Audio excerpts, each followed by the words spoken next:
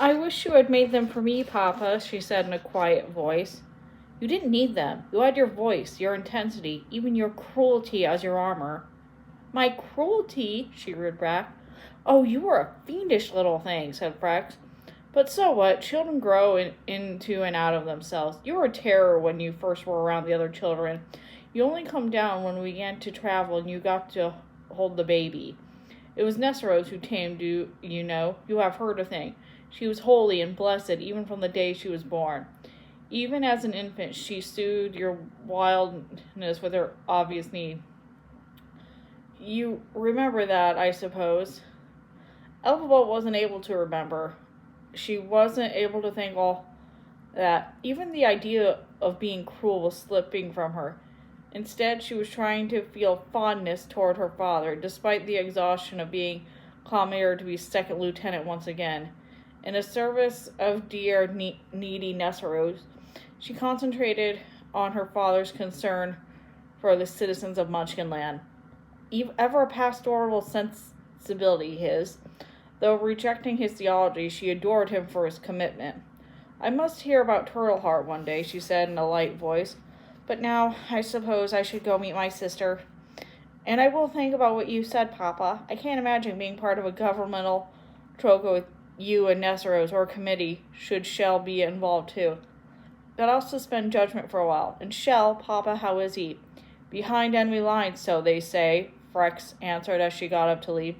He is a foolhardy boy and will be among the first casualties once this really gets going.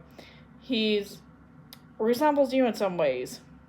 He's gone green, she asked amused. He's stubborn as sin stains, he answered. Nessarose was secluded in an upstairs parlor, conducting her morning meditation. Frex saw that Elphaba was given license to wander about the house in Demosthene. After all, in another configuration of events, Elphaba could have been, or could yet become, the eminent Thra, the eminence of the East, the nominated head of the free state of Munchkinland. Frex watched his green daughter amble down marble corridors, dragging her broom like a charwoman, gazing at the armalou, the damask, the fresh flowers, the servants in livery, the portraits. He felt as always a twinge of pain in his breast for the hidden and unnoble things he had done wrong in raising her. But he was glad she was here at last. Elphaba found her way into a private chapel at the end of a hall of polished mahogany. It was Baroque rather than ancient, and it was the midst of being redecorated. Nessarose must have ordered the frescoes to be whitewashed. Perhaps the succulent images would distract people from their meditative tasks. Elfie sat on the bench on the side amid buckets of limestone, wash and paint brushes and ladders. She did not pretend to pray, though she felt uneasy about the whole thing. She trained her gaze to focus her mind on a huge section still boasting its images. It featured several rotund angles levitating with the aid of sizable wings. Their garments had been cut to accommodate the anatomical irregularity she saw. They were like full-bodied dames, but the wings weren't bulging with straining arteries not snapping at the tip. The artist had considered the optimal length and breadth of the wing required to host ample ladies aloft. The formula to be about 3 times the wing length to the length of an arm corrected perhaps the account for the portliness. If you could sweep away to the other land on wings, what about on a broom? She wondered, and realized she must be very tired. Usually she'd cut off senselessness speculation about unionist nonsense like an afterlife, a beyond, an other land. I should remember my lessons from the life sciences course, she thought. All the devastating borders of knowledge Dr. Dillon was about to cross. I understood some of it. I could stitch wings into chicory. He could join me in flight. What a lark. She rose and went to find her sister. Nessarose was less surprised to see Elphaba than Elfie would have guessed. Perhaps Elfie considered it was because Nessa had become used to being the center of attention. Then again, she had always been the center of attention. Darling Elfie, she said, looking up from a pair of identical books some attendant had laid out next to each other, so she could read 4 pages without calling someone to help turn the page. Give us a kiss. Oh, there then, Elfie said, obliging. How are you, Nessie? You look fine. Nessarose stood in her beautiful shoes and smiled broadly.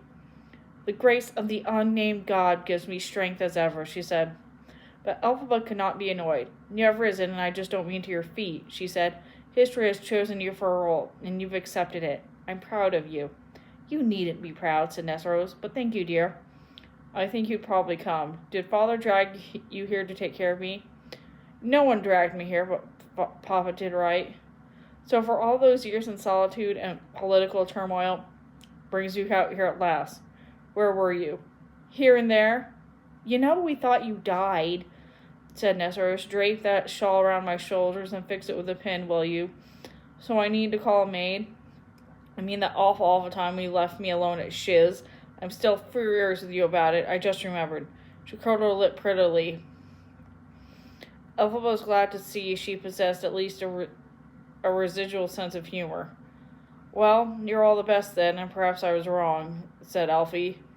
It didn't do you any lasting harm anyway, at least not that I can see.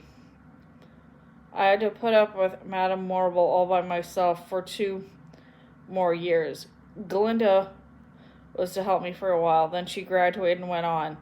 Nanny was my salvation, but she was old even then. She'd gone on to you lately, hasn't she? Well, back when I felt horribly alone, only my face saw me through. Well, faith will do that, said Elfie, if you've got it. You speak as one still living in the shadowland of doubt. In fact, I think we have more important things to discuss than the state of my soul, or lack thereof. You have a revolution on your hands. Sorry, I guess I've gotten out of the habit, and you're the resident Commander-General. Congratulations. Oh, tiresome events of the distracting world, yes, said Nessarose.